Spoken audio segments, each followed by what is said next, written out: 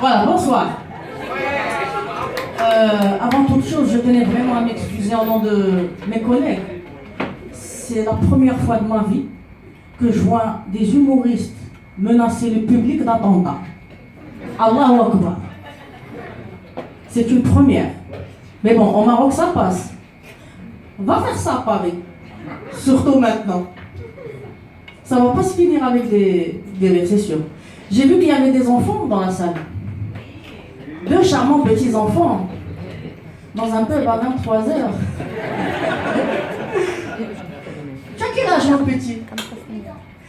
Tu sais, moi, à 8 ans, à 23h, j'étais dans mon lit, j'avais déjà pissé 2 fois.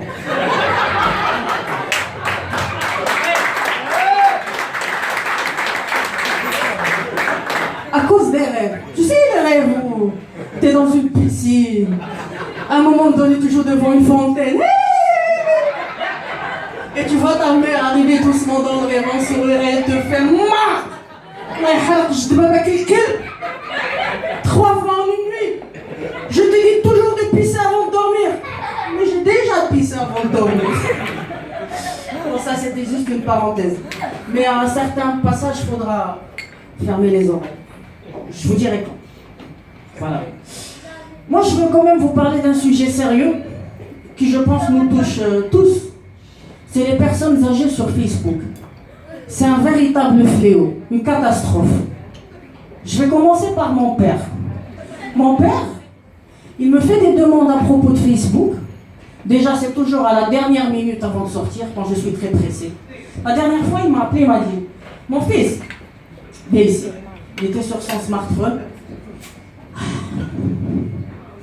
Il m'a dit « Je veux partager quelque chose, mais je veux que personne ne la voie. » J'ai dit, ben c'est très très simple, ne partage rien. Il m'a dit, si, mais je veux partager, mais qu'avec moi-même. Déjà, mon père, à la base, il est schizophrène. Mais avec Facebook, c'est devenu pire, c'est devenu une schizophrénie digitale. Après, il y a ma tante. Ma tante, il y a un truc qu'elle n'a pas compris sur Facebook. À chaque fois qu'elle se connecte, elle crée un compte. Je suis sûre que vous avez tous quelqu'un dans votre entourage comme ça. À chaque fois qu'elle se connecte, elle crée un compte et elle réinvite tout le monde. Et elle le fait chaque jour, ça fait 4 ans. Je vous laisse calculer. J'ai 3050 amis sur Facebook. 50 c'est mes amis et les 3000 autres c'est que ma tante. Là franchement Zuckerberg qui doit trouver une solution, faire quelque chose. Après il y a mon beau-père. Mon beau-père, lui, le souci c'est qu'il croit tout ce qui se partage sur Facebook à la lettre. C'est-à-dire qu'il ne fait pas la distinction entre fake news et vraie news. L'autre jour il est venu me voir, il m'a dit « Tu as vu la dernière information ?» J'ai dit « C'est quoi ?» Il m'a dit « KFC. Ils vendent djaj djal l'hmir. » J'ai dit franchement, pour trouver djaj dans un hmar, il faut quand même chercher très loin. Tu as beau être vétérinaire, anatomiste, digitaliste, t'es pas sûr de trouver du djaj dans un hmar. Alors là, ma mère, c'est le festival international des demandes irréalisables. Ma mère, quand elle me fait une demande, il me faut 2 comptables, un tableau Excel et un ingénieur. Il me dit, voilà, moi je veux publier une publication, mais je veux que Fatima et Khadija ne voient pas ce que j'ai publié. Mais je ne veux pas les supprimer. Mais par contre, quand Fatima commande, je veux que Fadela ne voit pas ce que Fatima a commandé parce qu'elle ne parle pas avec Khadija. Et Khadija, quand elle commande, je veux que Fatima ne voit pas ce qu'elle a. Je dis, pourquoi tu ne bloques pas Khadija et Fatima? Je ne peux pas, elle me doit de l'argent. Mais il y a un autre concept, encore meilleur. C'est les personnes sentimentales sur Facebook, qui pleurnichent à longueur de journée. Le ciel et le soleil sont noirs. Le soleil est jaune, al-hmarash, le noir. S'il était noir, ça serait noir pour tout le monde. Et tu trouves une publication. Je ne pourrai jamais vivre sans toi. Tu as illuminé ma vie pendant des années. Je t'aime, je ne t'oublierai jamais, mais tu as brisé mon cœur. Alors qu'elle a 8 ans. C'est qui a brisé ton cœur? Mickey Mouse. Et là, le top du top, c'est un truc sur lequel je m'éclate énormément. C'est les lives Facebook. Alors, le live Facebook, c'est quoi?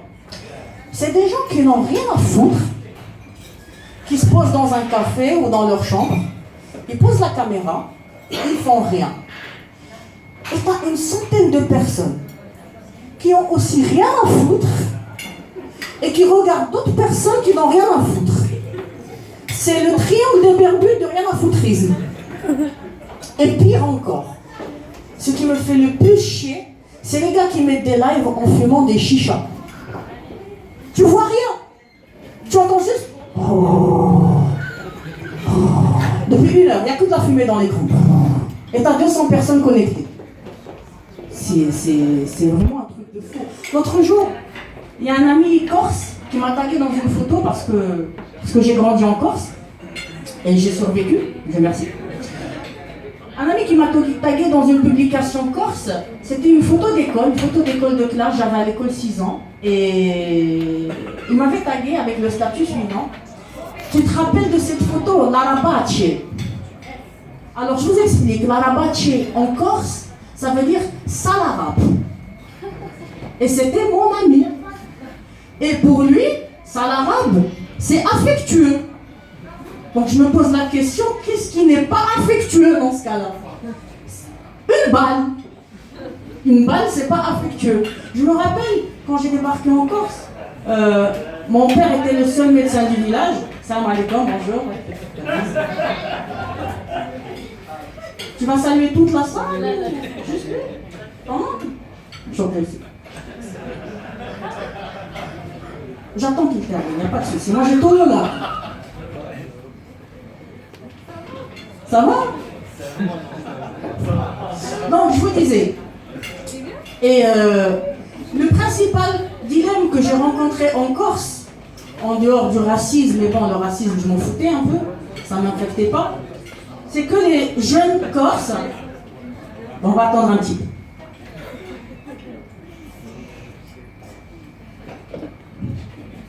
Merci.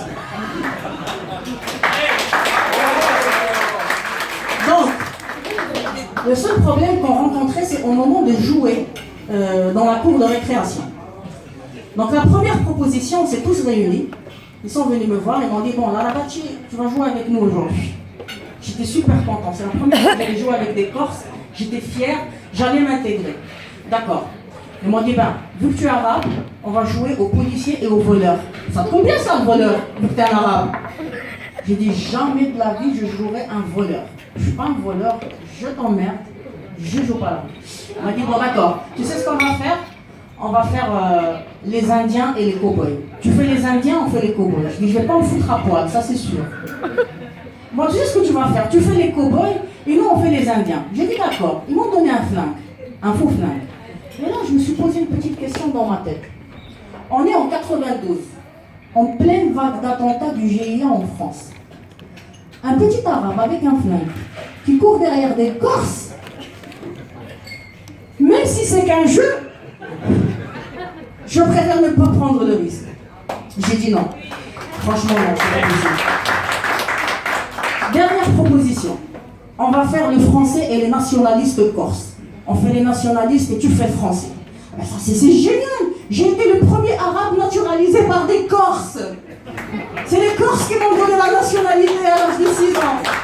J'ai dit ça va, je courais. Il m'avait appelé Michel. Michel, retourne chez toi en France, la Corse aux Corses, casse-toi. C'était magnifique en France. C'était un truc à part. Je ne me suis pas présentée. Je m'appelle Othman, j'ai 31 ans. Je suis mariée avec une femme, sauf s'il y a eu 2-3 coups de pistolet. Et comme vous avez pu le remarquer, je ne suis pas coureur de marathon. Vous l'avez tous remarqué, ça n'a pas pu vous échapper. Je n'aime pas le marathon. Je ne le regarde même pas, le marathon. Pour ceux qui ne connaissent pas ce que c'est que le marathon, ceux qui vivraient dans une grotte, le marathon, c'est une course qui se déroule en ville, où il y a 10 000 participants qui courent 42 km, et à la fin, c'est les Kenyans qui gagnent. Par contre, il y avait un attentat qui m'avait choqué, c'était l'attentat de Boston, à la ligne d'arrivée du marathon. Là, je veux vraiment que vous analysiez la situation parce que, bon, des attentats, on en voit toujours à la télévision, c'est pas ce qui manque. Mais cet attentat-là, il avait un truc de spécial, parce que faut vraiment dépasser le vice de plusieurs années-lumière pour avoir cette idée. Alors, l'attentat de Boston, c'est un kamikaze, c'est pas un kamikaze, c'est un terroriste qui pose une bombe à la ligne d'arrivée du marathon. Imaginez les coureurs. Le gars, il vient de courir 42 km. Il arrive à la ligne d'arrivée. Il a déjà tout donné, le mec. Il n'a plus une goutte de sang. Et là, ça y est, il franchit la ligne, c'est fini, il ne peut plus courir. Et là, courez. Qu'est-ce que je vais courir avec moi? Je vais courir 42 km. Qu'est-ce que je vais courir? 42 km, il lui demande de courir. C'est pas possible. Bon. Par contre, moi je peux pas courir le marathon même si je voulais, parce que déjà, je suis fumeur, je vous l'avoue. J'intègre mon fumeur. J'ai tout fait pour arrêter la cigarette sans succès. Un jour, j'ai eu une idée, j'ai eu un ami. On a dit voilà, on va diminuer la cigarette ensemble. À chaque fois qu'on va se voir, on va pas fumer. Et on a arrêté de se voir. Ça fait maintenant 15 ans que je l'ai plus revu. Par contre, ce que j'aime beaucoup, c'est dans les paquets de cigarettes, ils mettent souvent des messages genre fumez tu. En France, ils mettent des photos dégueulasses pour sensibiliser les gens. Moi, j'aimerais bien qu'ils fassent la même chose, mais dans la télévision marocaine. Genre, avant un sitcom, il y aurait un message. Cette émission peut nuire à votre intelligence. Avec une photo de Loubna Abidar et Dounia Batman. Ça, c'est sûr que ça aurait son effet. Après, bon, j'ai vu les choses comme telles. Je me suis dit, pourquoi pas faire la même chose au McDo, sur les boîtes du McDonald's. Voilà. Manger abusivement de ce hamburger peut vous créer 1 heure de décalage entre les fesses. Ça servait à son effet, surtout auprès de mesdames, plutôt le respect que j'ai pour. Il y a un truc spécial chez le McDo, c'est un phénomène extraordinaire. C'est les gars qui rentrent au McDo, en heure de pointe, c'est-à-dire midi 13h, ils restent 20 minutes dans la file, et à la fin, ils prennent un café. Tu as des hamburgers qui sont affichés, qui font la taille du cul de ma grand-mère, et le gars, il vient au McDo, 20 minutes à attendre pour prendre un café. C'est qui ces gens-là? D'où ils sortent? C'est comme si tu vas dans un bordel, mais juste pour faire un petit bisou. C'est la même chose. Bon, après, moi, j'ai tout fait. Hein. J'ai essayé de maigrir, j'ai fait des régimes. J'avais une diététicienne. Elle était excellente, franchement. Elle était très bien. La vérité, c'est ma faute. J'ai aucune volonté, zéro. Mais elle était très très bien. Le seul souci qu'elle avait, c'est au niveau du français. Son français, il n'a pas terminé l'installation du logiciel. C'est comme ça, en fait, son français. C'est installé à 90%. Il manquait 10% de français dans sa tête. Je vous jure, c'est la vérité. Elle me parle, me dit Hotman, si vous voulez perdre du poids, vous devez éviter de manger tout ce qui est lipide, tout ce qui est glucides, et vous allez voir, ça va être magnifique. Magnifique. Ok. Premier jour, je rentre, elle me donne mon régime, pas de souci. Je prends une feuille, un stylo, je note en même temps. Alors, petit déjeuner, tu vas prendre un demi-verre de lait, 0%, une biscotte, un demi-fromage. Je dis ok, pas de problème. Déjeuner, 75 grammes de volaille, sans sucre, sans huile, sans rien. Parfait. Le dîner, une demi-tomate et une petite biscotte.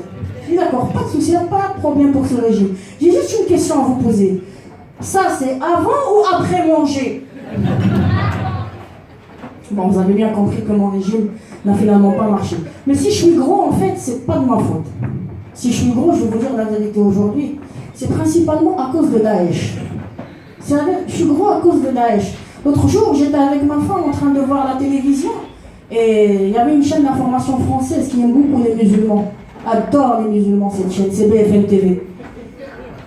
Et ils ont dit que comme quoi il y avait un imam de Daesh qui avait décrété comme quoi si l'homme avait faim, très très fin, il a le droit, préparez-vous, il a le droit de manger une partie de sa femme. J'ai regardé ma femme, elle était toute blanche. Surtout que j'avais pas encore mangé mon 4 heures, il était 22 heures.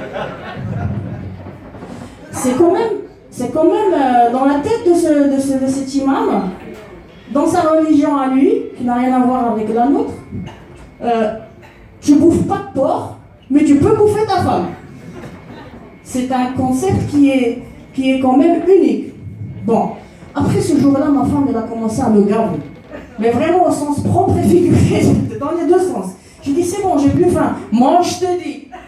Mange. Ça va, c'est des conneries, hein. Après, je me suis dit, non, il faut que je vérifie cette information. J'ai pris contact avec l'imam en question. Et je l'ai contacté par Skype. Et je lui ai dit, là, ce que vous êtes en train de dire, c'est des conneries. Moi, j'ai lu le Coran, comme tout le monde, pendant les soldes, le ramadan, pardon. Parce que le ramadan, c'est les soldes des musulmans. Tu trouves des musulmans arabes partout. Ça devrait s'appeler plutôt le mois international des faux musulmans. Ça leur correspondrait mieux. Je lui ai dit, mais dans quelle partie, quel verset du Coran on parle de manger sa femme si on a faim? Elle m'a dit, regarde, j'ai dit, montrez votre livre. Là, il sort son livre, je lui ai dit, mais ça, c'est pas le Coran. Ça, c'est la BD de Walking Dead. Il m'a dit, je sais pas. Il était largué. J'adore la série de Walking Dead. Est-ce qu'il y a des gens qui regardent Walking Dead dans cette salle? Ah, elle est magnifique cette série. Elle a marché partout dans le monde. En Amérique, en Afrique, en Europe. Elle a marché en Amérique latine, en Asie. Par contre, en Afrique, elle n'a pas rencontré beaucoup de succès. C'est une série qui n'a pas marché en Afrique parce que le principe de Walking Dead en Afrique, vous savez, des gars qui crèvent de faim, qui n'ont pas d'eau, qui sont pourchassés par des milices. En Afrique, on appelle ça un lundi, un mardi, un mercredi. Ça se rapproche plus du documentaire que de la fiction. Et il y avait un truc aussi qui m'avait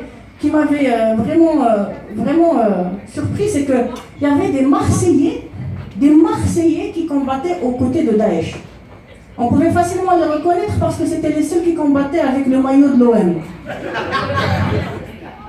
Les Marseillais ont un problème avec le maillot de l'OM, c'est-à-dire que pour eux, c'est pas un jogging pour faire du sport, c'est un vêtement.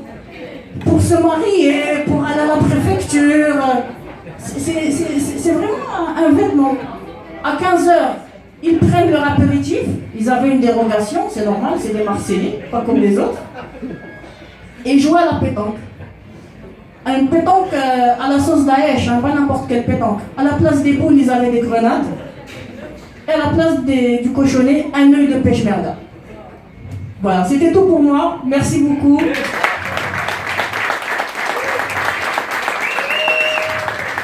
Merci. Donc j'appelle sans plus attendre un très très grand comédien d'1,90 m, Anas.